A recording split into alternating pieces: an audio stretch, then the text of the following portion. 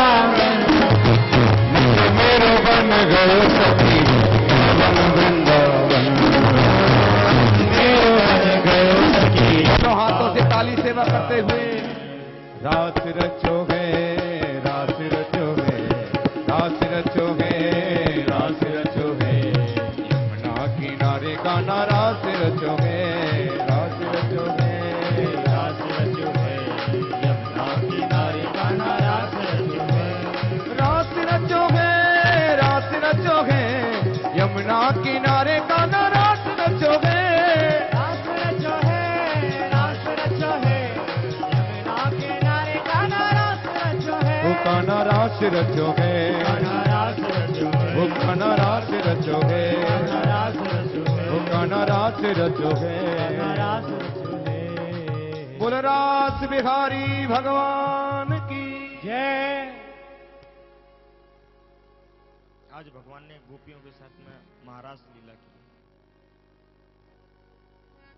लीला भगवान ने क्यों की? काम को बहुत अभिमान था कि जो है मैंने भगवान शंकर को जो है काम का अपने बाण चलाए थे, सब पर मैं अपने ब्रह्मा जी पर भी काम के बाण जो है प्रयोग कर चुका था। क्योंकि ब्रह्मा जी को क्या हुआ, एक बार अपनी पुत्री पर ही मोह हो गया था, काम वासना उत्पन्न हो गई। तो काम ने सोचा कि मैंने सब पर तो विजय प्राप्त कर ली है, मगर बालकृष्ण लाल कन्हैया पर विजय प्राप्त नहीं करी। तो भगवान ने कहा काम से कि काम जब मैं महाराज करूंगा तब तुम आना और अपनी जितनी भी शक्ति है सबनी सामर्थ्य अपनी लगा देना, और तुम अपनी सामर्थ्य लगाकर देखना और मेरे ऊपर अपने बाण चलाकर देखना। बहुत से लोग कहते हैं कि ये काम लीला है, ये काम लीला नहीं, काम पर विजय प्राप्त करने की लीला है। क्योंकि हजारों लाखों गोपियों के बीच में भगवान ने महाराज किया, लेकिन भगवान के मन में जरा सा भी उनके हृदय में काम वासना उत्पन्न नहीं हुई। काम जो ने अपने सारे बाण, पांचों बाण छोड़कर देख लिए, लेकिन भगवान कृष्ण के हृदय में जरा सा भी काम वासना उत्पन्न नहीं है। इस महाराज की कथा को जो श्रवण करते हैं, इनका जो चिंतन करते हैं, उनके हृदय से काम जो है बिल्कुल निकल जाता है और भगवान कृष्ण का सानिध्य प्राप्त होता है उसको। भगवान कृष्ण की कृपा प्राप्त होती है गोपी गीत में। आज जो है भगवान बहुत सुंदर लीला कर रहे थे, महाराज का लीला कर रहे थे। सभी देवता जो हैं आकाश में खड़े होकर भगवान की स्तुति कर रहे थे। सभी जो है इस लीला को देख रहे थे और देवता भी तरस रहे थे कि हमारे ऐसे भाग्य होते कि हम भगवान के साथ में नृत्य करते, भगवान के साथ में रास रचाते। आइए सभी लीलाएं सभी देवता लोग देख रहे थे। नारद जी ने सोचा कि भगवान का जिस काम के लिए इस धरती पर अवतार हुआ है, वो तो काम भगवान कर ही नहीं रहे। भगवान तो रासलीला करने में व्यस्त हैं और चीर हरण की कई कई लीलाएं करने में भगवान व्यस्त हैं, लेकिन भगवान जिस काम के लिए इस धरती पर अवतार लिया था, वो काम तो कर ही नहीं रहे। तो नारद जी भगवान से तो जाकर कह नहीं सकते थे कि भगवान आप अपना काम करो। तो नारद जी पहुंच गए सीधे कंस के पास और कहने लगे कि आपका जो शत्रु है वो ब्रज में वृंदावन में है। बोले हाँ, मेरे को पता चला है कि वृंदावन में नंद के यहाँ पर है। तो बोले तुमको पता है तो मार क्यों नहीं देते? बोले मैंने अनेकों अनेक राक्षस भेजे उसको मारने के लिए, लेकिन जो राक्षस जाता है वो कभी लौटकर आता नहीं है। इतने बड़े बड़े बलशाली राक्षस मैंने भेजे, लेकिन जो जाता है वो वापस कभी आता नहीं। तो नारद जी ने कहा कोई ऐसा उपाय करो जिससे आपके राक्षस ना जाएं। स्वयं भगवान जो बाल कृष्ण लाल हैं, कृष्ण और बलराम दोनों यहाँ पर बुलाओ। ऐसा करो एक यज्ञ, धनुष यज्ञ रखो, उसमें कृष्ण और बलराम को आमंत्रित करो और जब यहाँ पर आ जाएं तो तुम उनको धोखे से मरवा देना। कंस ने कहा हे नारद जी, आपने मेरी तो आंखें खोल दी। नारद जी कहते हैं देखो हम तुम्हारे शुभचिंतक हैं। नारद जी कहते जब तुम्हारे ऊपर संकट आया हम तुम्हारे पास आए कि नहीं आए? बोले हाँ प्रभु, आपने आकर बहुत सुंदर ज्ञान दिया था मेरे को। आपने कहा था कि कोई भी हो सकता है बालक, तो उस समय कोई भी हो गया। आज जो है कंस ने मन में सोच रहा है कि कृष्ण और बलराम को कैसे बुलाऊं मथुरा। तो नारद जी ने कहा कि ऐसा है, तुम बुलाने के लिए भेजना तो किसी दुष्ट आदमी को मत भेजना कृष्ण को बुलाने के लिए। जो क्रूर हो उसको मत भेजना, जो अक्रूर हो उसे भेजना। जिसके हृदय में क्रूरता नहीं हो, जिसका हृदय कोमल हो, उसे तुम भेजना कृष्ण और बलराम को लाने के लिए। क्रूर आदमी के साथ में भगवान कभी नहीं आते। निश्चल निष्कपट आदमी के जिसके मन में हो, वो आदमी के साथ में भगवान आते हैं और जिसके हृदय में करुणा हो। तो बोले आपके यहाँ पर जो आपके मंत्री हैं क्रूर जी, उनको आप भेजो, उनके साथ में जो है भगवान बाल और कृष्णलाल को और बलराम जी को दोनों को बुलाओ। आज रात्रि में अक्रूर जी को बुलाया महाराज कंस ने और कहने लगे क्रूर, ऐसा है तुम वृंदावन जाओ और वृंदावन जाकर जो कृष्ण हैं और बलराम दोनों को हमारे यहाँ पर एक धनुष यज्ञ का निमंत्रण दे के आओ।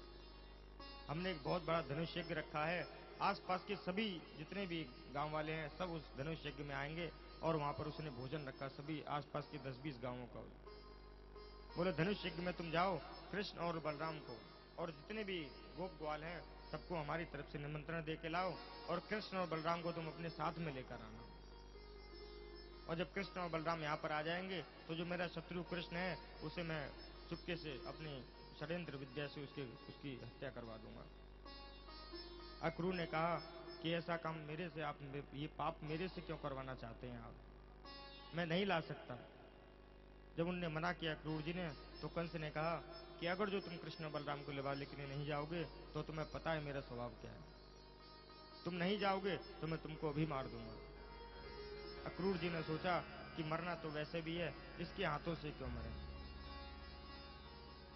अगर जो मरना है तो इस भगवान के दर्शन करके मैं मरूं, वो ज्यादा अच्छा है। तो अक्रूर जी महाराज कृष्ण और बलराम को लाने के लिए राजी हो गए।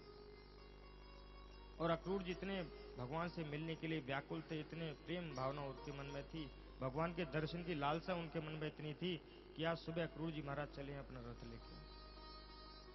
भागवत में लिखा है कि सुबह जब अक्रूर जी महाराज रथ लेके चले, मथुरा से वृंदावन की दूरी है सिर्फ 10 किलोमीटर। 10 किलोमीटर कितनी देर में आदमी पहुंच जाएगा? रथ से जाए तो आधा घंटा, 1 घंटा। अक्रूर जी महाराज प्रातः 6 बजे के चले चले शाम को 7 बजे पहुंचे वृंदावन।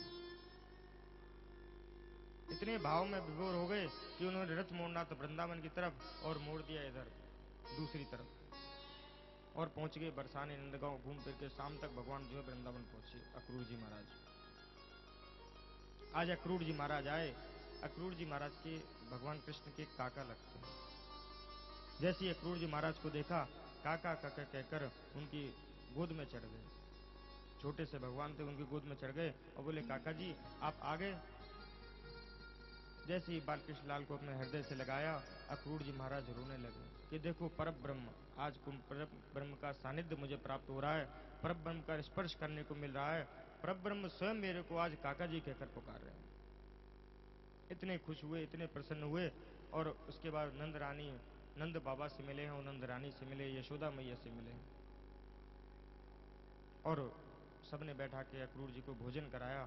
भोजन करा के अक्रूर जी का आने का कारण पूछा कि अक्रूर जी आप क्यों आए हैं, किस लिए आए हैं, आपके आने का कारण बताएं।